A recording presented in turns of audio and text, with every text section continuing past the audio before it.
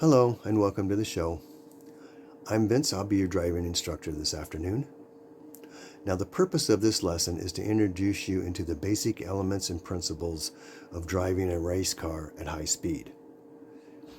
There's a saying in racing: the fastest way around the track is full throttle. We here at International School of High Performance Driving want to teach you how to do that. So, my background: my father had me in racing quarter midgets when I was young. When I was 16, I raced a Mustang in SCCA club racing. I raced a Corvette in SCCA club racing. I went to driving school at British School of Motor Racing under Jacques Couture. That's a time where I thought I knew everything about racing, and when I graduated, I learned I knew nothing about racing. It was a very good experience. I've raced Formula Fords, Formula Atlantics, and I've set track records at every track I've ever raced at. And that includes Ontario Motor Speedway and Riverside Motor Speedway.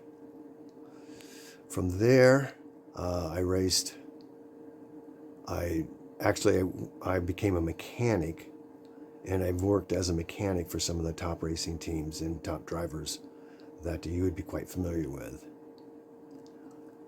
This lesson, we're going to discuss just some basic elements of the operation of the car, the operation of driving through corners or driving through a corner, the basic way to approach, coast, brake, accelerate through corners. And it's Racing 101.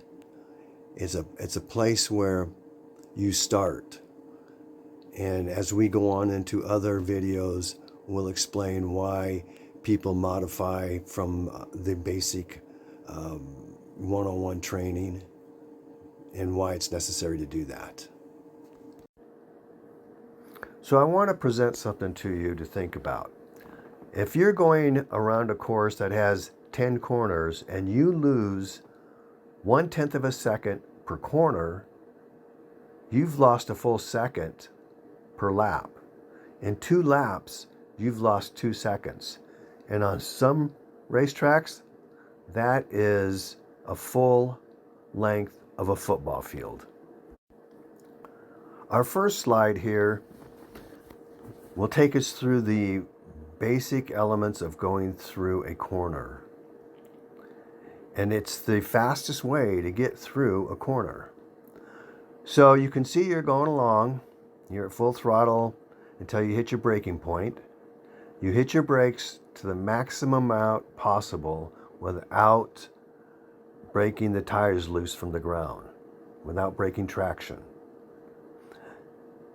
Then you get to your turn-in point and you want to let off the brakes and put the car in a neutral acceleration position. So it's not speeding up, it's not slowing down, it's neutral, and you're going to turn in because balance is very important here, and you want to keep the car in balance. You want to keep as much traction or as much grip between the tires and the asphalt as possible. And you're going to turn the car in towards the apex, and it's going to be balanced. And as soon as you hit that apex, you're going to be able to get back hard on the throttle and accelerate out of that corner.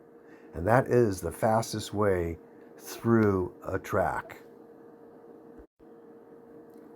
Now you have to understand, under race conditions, there are many variables that come into play which are going to affect your braking, your neutral zone, and your acceleration.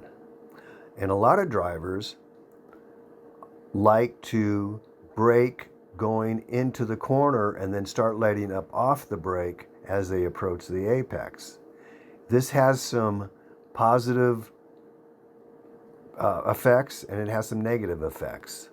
And you have to understand what you're doing and why in order to make this type of driving work. It's also important to set your car up to be able to drive that way.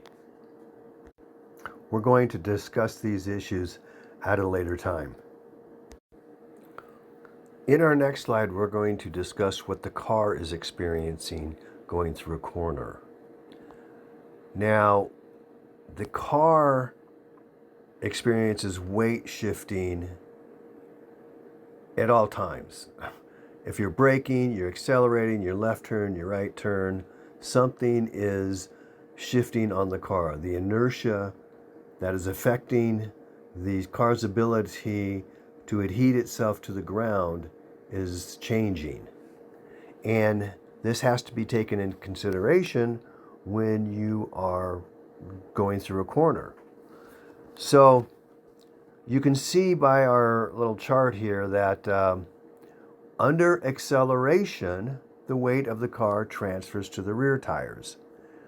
Deceleration, under braking, the weight transfers to the front tires.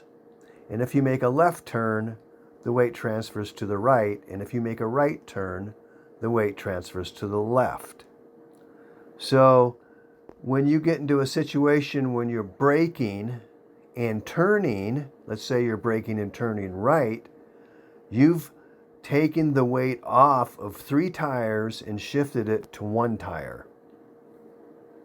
So you can clearly see that you're losing the ability to keep the tires adhered to the ground under this type of braking and turning situation.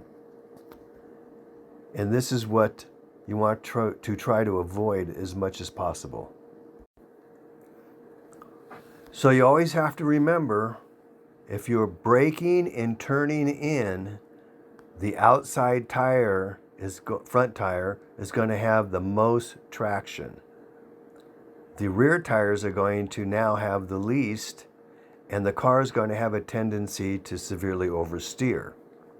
Well, the opposite of that occurs on exiting the corner at full throttle, because now you've shifted the weight to the rear tires, and the front tires no longer want to have the same adhesion to the ground, and the car wants to understeer. So all these factors have to be considered while going in and through a corner.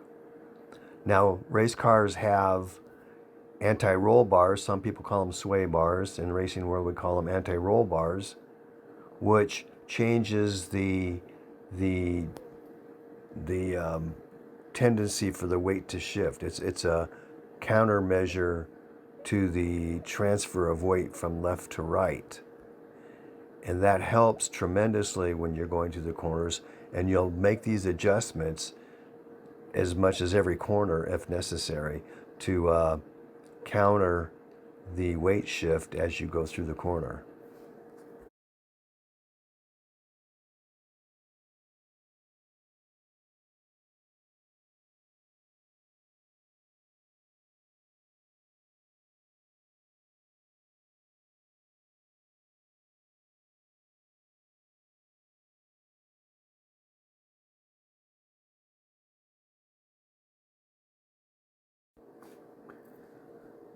Race car suspension is designed different than your street car.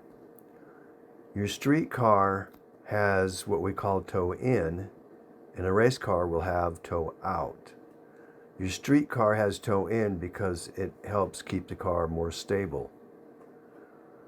A race car has toe out because while under turning conditions, the inside tire of a turn will make a smaller radius than the outside tire. So with a little toe out, that keeps the traction of all the tires more efficient to the ground.